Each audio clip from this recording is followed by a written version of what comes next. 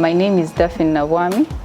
I deal in broiler chicken. I rear them, and we also sell them. I've been in this business for coming to close to 10 years. Yes, as soon as I got out of the university, I started pursuing this business with a partner of mine who helped me with the finances and sourcing of markets. So yeah, we mainly started with rearing.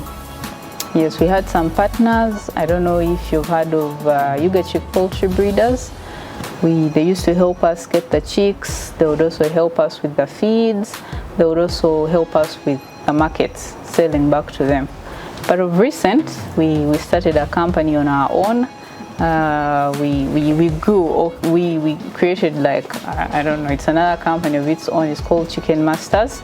We started it and we decided to sell our own chicken on our own broiler chicken. So we rear them from our farm and then we sell them to the consumer directly.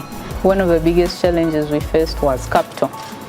Yes, but and once you overcome the capital challenges, then you're faced with challenges in terms of feeds. The feed prices always fluctuate. Even the prices of the chicken itself constantly fluctuate. One time it's high and then the next time it's low. Most times you find the feed prices are too high, but the buyers of the chicken are buying them at very low prices. So I can say at least in the first couple of years we were making quite some losses, even figuring out who is selling the best feed. Yes, to give you the right chicken or the right quality of a chicken that you want to sell. It took us time to figure out this, because you would get the chicks, feed them, only to realize, okay, it's been like 1.5 months, and usually with broiler chicken the target is about 6 weeks, which would be about 1.5 months. But you realize in 6 weeks these weights are not giving me the expectation that I had, and so you're selling them at very low prices, so in turn you're making losses. But the feed prices are also very high, and so these people would come to the farm, they tell you, no, we are giving you this price. So you think through it, you're like, okay, I don't have an option. If I stay with this chicken, it means me inputting more money to feed these birds, which money I don't have. But if I sell, I'm making a loss. So you're like, okay, let me start over. So it took us quite some time to find our footing in finding the right feed, the right chicks. So you constantly had those issues. I don't know if it's an issue in Africa or in general, or it's just an issue everywhere in the world. But one thing that I've noticed, over a couple of years after trying very many feeds, we started having concentrates coming into Uganda from the Netherlands. So we tried those ones, and amazingly, for the last 5 years that I've used those feeds, their quality never changes or fluctuates. Unlike in Uganda, they say, okay, the maize is low, so the feed has dropped in quality, or the fish prices have changed, so the feed drops in quality. These people's feed never changes. It's expensive, but you get the target that they tell you. If they say in this 1 week, if you use our feed, you get this, then that's what you get. Of course, it is very expensive to use, so most farmers can't really afford it. But in terms of results, it never disappoints. So until we found some of those recipes and we started to switch around and change, that's when we started to see some results. So we kept wondering, why aren't our Ugandan manufacturers doing this? Why aren't they copying from this feed and saying, okay, what are these people doing differently that we can do here in Uganda? Because these feeds are expensive and they are imported. So if the taxes, sometimes the government can change its mind. Sometimes, recently there was a lockdown at the border where they decided that these feeds needed to start paying tax. So these feeds spent close to a week at the border. So as a farmer, you're suffering because the feeds are not in the market. And when they are released, the people that are bringing in these feeds will push the prices up. These prices do not correlate to the price you're selling the chicken at. So those are some of the challenges that we have faced. Of course,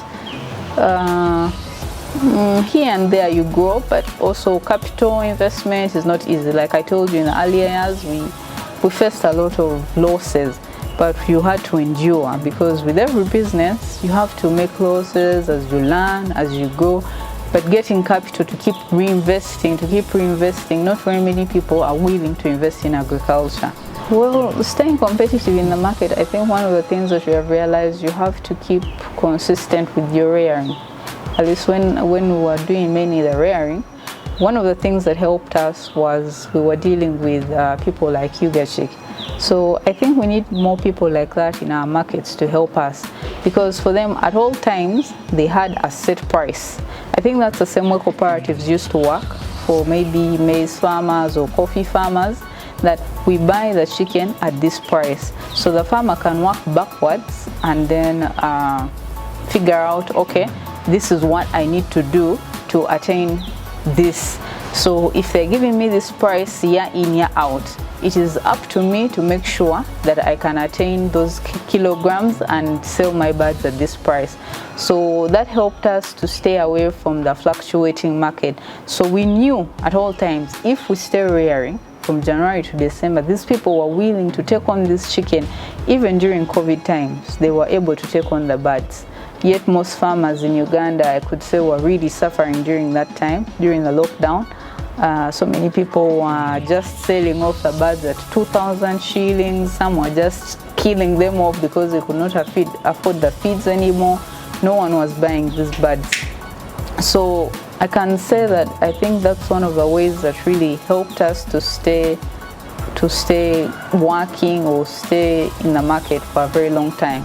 Well, being the owner of a business, sometimes it's difficult to separate. It's difficult to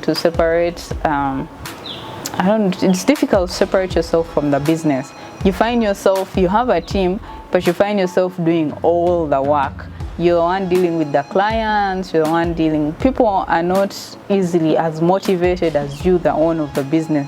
So you can, for example, get a phone call, this person needs a delivery of chicken. You expect the team in the office, and these are probably, you're using some gentlemen, we employ some gentlemen and some ladies. You expect them to respond to this customer very quickly because, I mean, we need this client, we need this market. But then you realize these people are not responding. So in other words, you end up having now to make the phone call yourself. And yet you're also trying to manage the business, also the rearing part of the business. You're also trying to manage the marketing. You're looking at the marketing, because also the business, since it's just growing, you cannot employ as many people. So you find yourself doing very many roles.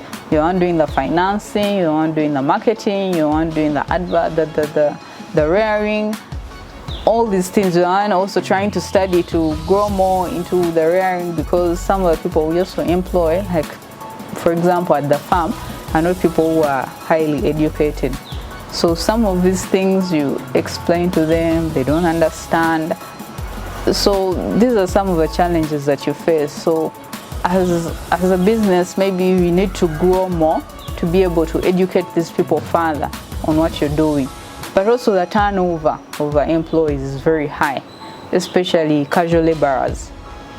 So today you have someone, you think you're going to have them maybe for the next year. They have learned, you've skilled them, they know what they should do. So you feel like, okay, maybe my presence is not needed as much there, and then they leave.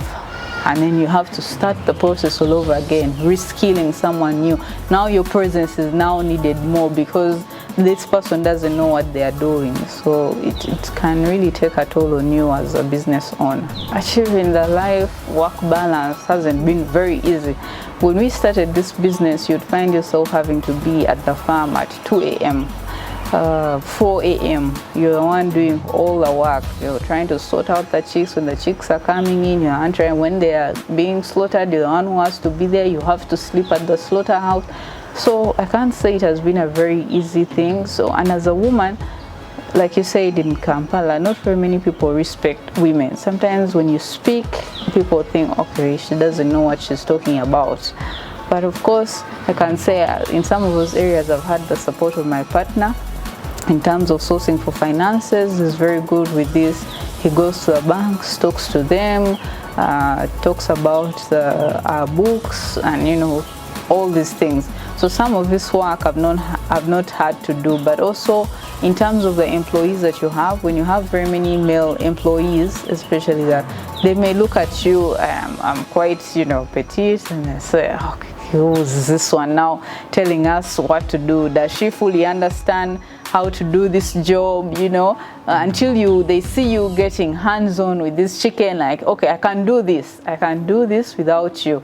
So that's when they'll respect you and know, okay, she can also do it. So yeah, we need to, and she understands what she's doing. Sometimes when you speak, I realize, I don't know if it is a male thing, they respect the male voice more. So I used to struggle in some of those areas, even in firing people, in deciding, okay, maybe it's time. This person has been, you know, dodging work and they're not really adding value to this business. So how do I let them go?